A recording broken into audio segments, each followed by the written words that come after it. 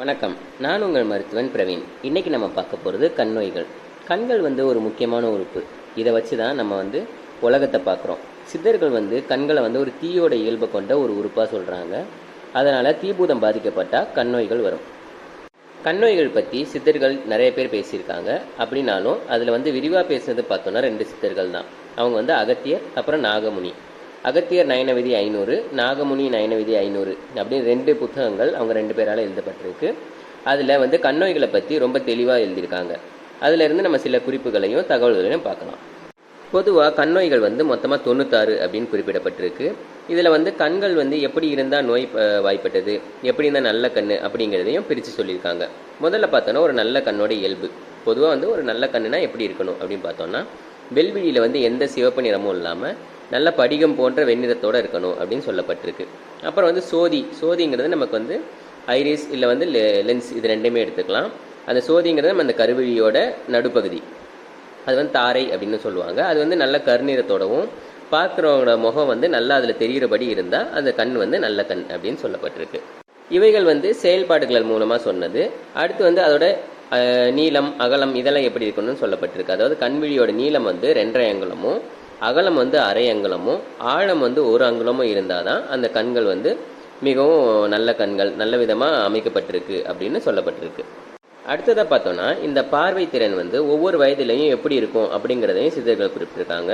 முதல்ல மனிதருக்கு 35 வயசு வரைக்கும் கண்ணில் எந்த வித்தியாசமும் தெரியாது. அதாவது பார்வையில் எந்த வித்தியாசமும் இருக்காது. அதுக்கப்புறம் கொஞ்சம் கொஞ்சமாக பார்வை புகைச்சல் ஆகும். புகைச்சல்னால் கொஞ்சம் மங்கலாகும்.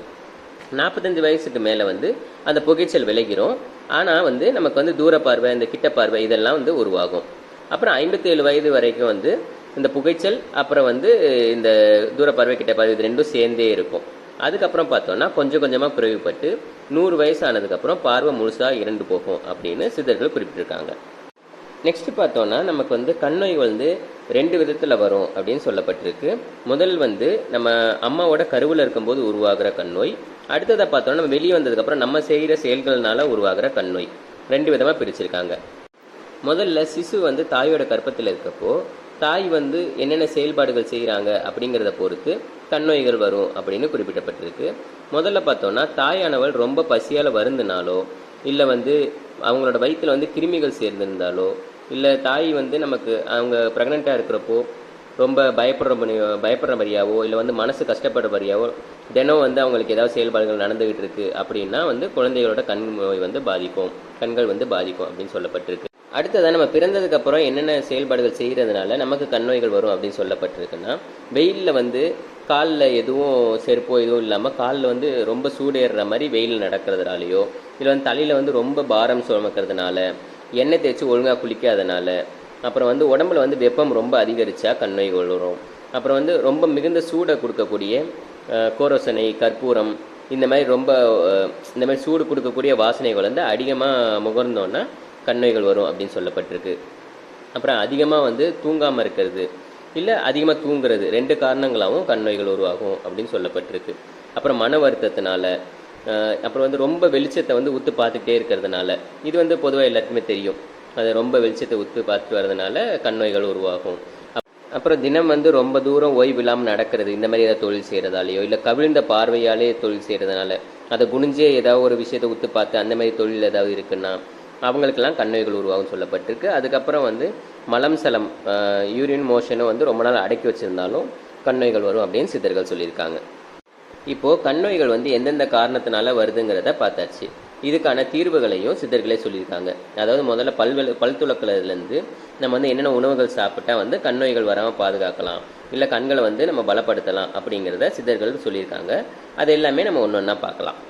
முதல்ல பார்த்தோன்னா பல் துலக்கிற குச்சிகள். இந்த பல் துலக்க குச்சிகள் சிலது பயன்படுத்துறது மூலமாக கண்களோட ஒளி பெருக்கும் அப்படின்னு சித்தர்கள் சொல்லியிருக்காங்க.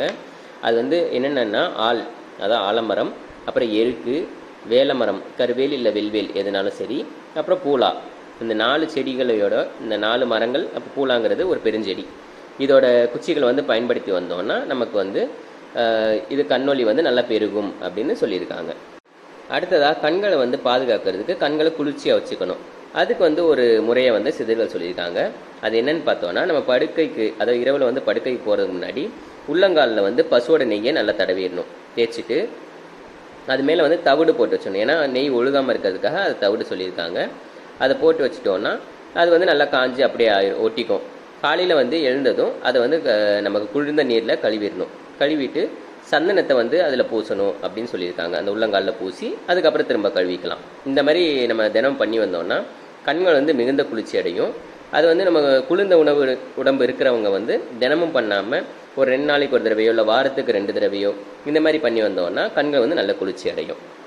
அடுத்ததாக பார்த்தோன்னா கண்களை பலப்படுத்த நம்ம உணவு வகைகளில் என்னென்ன சேர்த்துக்கலாம் அப்படின்னு பார்த்தோன்னா பண்ணைக்கீரை, சிறுகீரை, பொன்னாங்கண்ணிக்கீரை இந்த 3 கீரை வகைகளும் கண் நோய்களுக்கு வந்து வந்தவங்களையும் பாதுகாக்கும், அதே சமயம் வராமலும் பாதுகாக்கும். ஸோ இந்த 3 கீரைகளையும் நம்ம வந்து வாரத்தில் ஒரு தடவையாச்சும் பயன்படுத்தணும். அப்புறம் வந்து இரவில் வந்து முன்னாடி சொன்ன மாதிரி பசுநெய் வந்து காலில் தடவி வரலாம், அது ஒன்று. அப்புறம் வந்து பால் சேர்த்த சாப்பாடு சாப்பிட்ணும். பால் வந்து உணவுகளில் சேர்த்துக்கணும் அப்படின்னு சொல்லப்பட்டிருக்கு. அதுக்கப்புறம் நமக்கு வந்து பெண்போகம், நம்ம உடலுறவு வந்து ரொம்ப அதிகமாக வைக்கக்கூடாது, உடம்பு வந்து ரொம்ப ஹீட் ஆகக்கூடாது அப்படிங்கிற மாதிரி சொல்லப்பட்டிருக்கு. அப்புறம் வந்து உரைப்பு, நமக்கு வந்து இந்த ரொம்ப காரமான உணவுகள் சாப்பிடக்கூடாது. அப்புறம் சுக்கு, மிளகு, வெல்லம் இந்த மாதிரி சேர்த்த உணவுகள் சாப்பிட்லாம். அப்புறம் வந்து இந்த சுக்கு, மிளகு இது ரெண்டும் வந்து ஊறின தண்ணி அதை போட்டு வேக வச்ச வெந்நீர் வந்து அதை குடிச்சு வந்தோன்னா ரொம்ப நல்லது அப்படின்னு சொல்லப்பட்டிருக்கு. இதெல்லாம் வந்து நம்ம ரொம்ப கரெக்டாக ஃபாலோ பண்ண முடியாட்டியும் அப்பப்போ நம்ம எடுத்துகிட்டு வந்தோம்னா கண்கள் வந்து நல்லா பலப்படுத்தலாம். இதுதான் கண்ணோய்கள் பற்றி சித்தர்கள் சொன்ன ரொம்ப பேசிக்கான விஷயங்கள். நம்ம என்னென்ன பண்ணால் பாதுகாக்கலாம், கண்களை பாதுகாக்கலாம், என்னென்ன நோய்கள் வந்து எதனால் வருது, கண் நோய்கள் வந்து என்ன விஷயங்கள் செய்கிறதுனால வருது, இது எல்லாமே வந்து ரொம்ப பேசிக்காக ஸ்டார்டிங்கில் இதை தான் சொல்லியிருப்பாங்க. பின்னாடி வரதெல்லாம் நோய்களும் அப்புறம் வந்து அதுக்கான மருத்துவம், மருந்துகள் அப்படின்னு நிறையா இருக்குது. அதெல்லாம் நமக்கு தேவையில்லை. இது வரைக்கும் நம்ம தெரிஞ்சுக்கிட்டாலே கண்களை வந்து நல்லா பலப்படுத்தலாம். இந்த வீடியோ பிடிச்சதுன்னா லைக் பண்ணுங்கள், ஷேர் பண்ணுங்கள், மறக்காமல் நம்ம சேனலை சப்ஸ்கிரைப் பண்ணிடுங்க. பக்கத்தில் இருக்க பெல் ஐக்கான் அழுத்திடுங்க. அப்போ தான் நான் போகிற வீடியோலாம் உங்களுக்கு உடனே காட்டும். நன்றி.